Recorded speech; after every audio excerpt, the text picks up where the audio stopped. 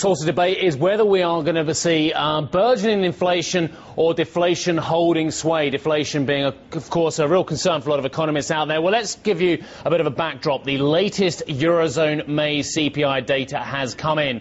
The estimate 0.0, actually 0.0 versus the April figure of up 0.6. The May forecast had been for an increase of 0.2 of 1%.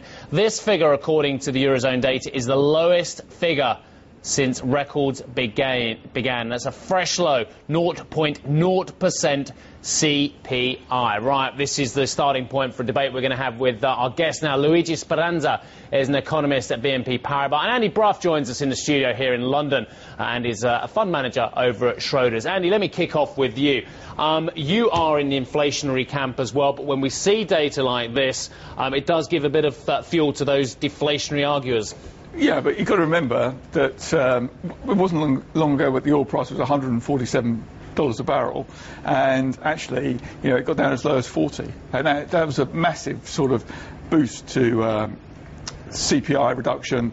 Plus, you know, when you look at the UK, you've got the RPI, you've got the interest rates, the mortgages in that. So we're definitely in a period, I don't think anyone doubts, and I'm sure Luigi would agree as well, where you're going to have sort of deflation or very low inflation for the next 6 to 9 months. My argument is what happens next. You know, on my route in the morning, cycling down the Holloway Road, you know, I've watched the price of petrol at the Shell go from 89 to 97.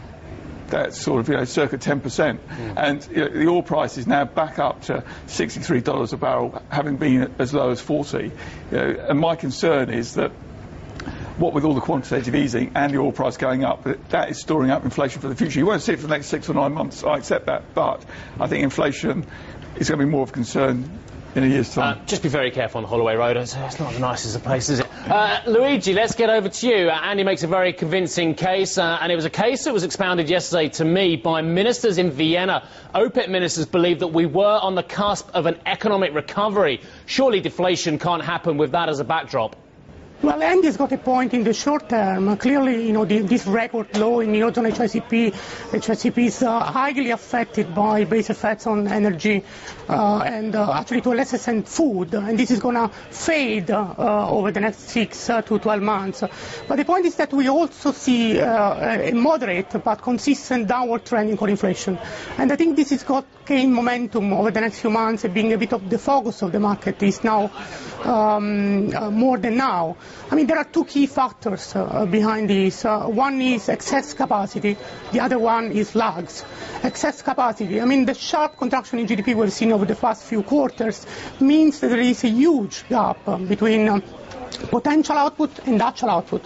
And that in this gap, typically, is linked to, you know, leads to downward pressure on core prices, which is what you are likely to see over the next few months. The second point is lags. I mean, inflation today, core inflation today reflects the growth developments 12, 18 months ago, and that's this means that, you know, the impact of the sharp contraction in GDP will be seen only, you know, over the next few years, and that's why we believe there will be a downward, progressive downward trend in core prices. And markets at the moment are undervaluing the risks of deflation setting in, especially in the Eurozone. Luigi, it's Andy here.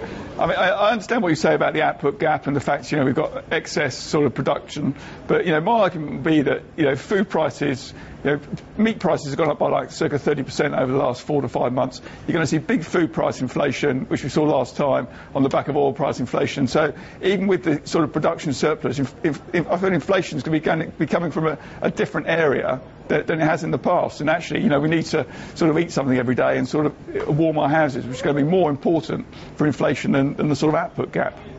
No, Andy, I see this point, and this is certainly a correct point. The fact is that even when we saw record high inflation in energy in July last year and in food at the same time, this was not able to trigger the famous second round effects. I see it very difficult this time when you have a wide unemployment gap. I mean, in our estimates, unemployment rate in the Eurozone is reaching something around 12%, which is, you know, something between 2 and 4 percentage points above Nairo.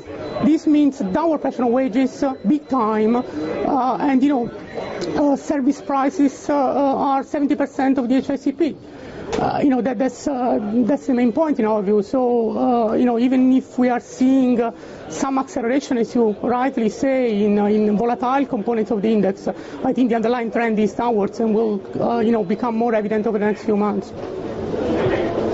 I would ask both Luigi and Andy the same question, and that is, how would it not be that the system is broken if we don't get into a period of really high inflation, given the growth of government, the growth of spending, the growth of indebtedness that we've taken on? Isn't that the natural, normal reaction as a sort of check and balance system?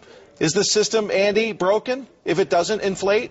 Well, I was talking to the strategists at Investec yesterday about how do we get out of this mess, and it's sort of everyone's saying, right, we need a bit of inflation to inflate the debts away. If you measure inflation as it was measured when Clinton was in power, inflation is sort of running at about 4%.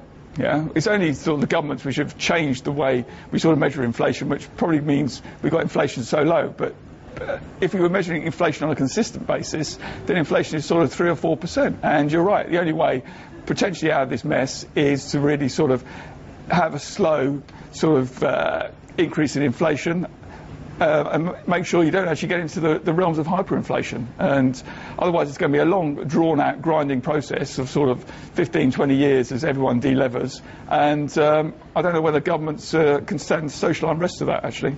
But actually having that balance of 3 or 4% inflation and not letting it get sort of embedded in the system is going to be very, very tricky.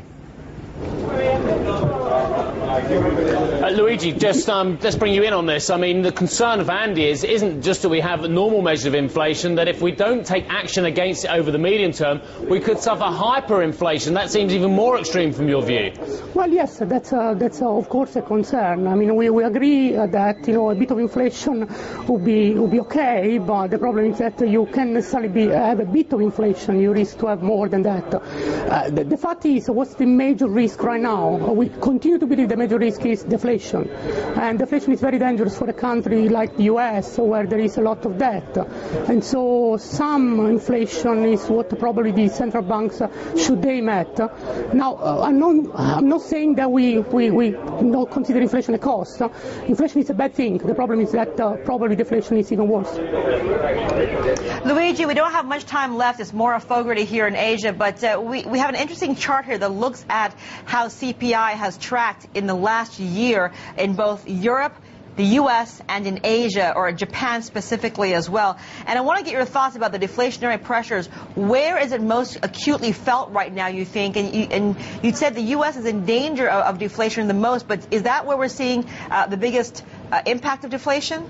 Well, I would say probably if I have to rank, I would put Japan on top. The fact is that Japan has already experienced deflation. So in a sense, it's easier for deflation to be entrenched in expectations. And so probably the big risk is there.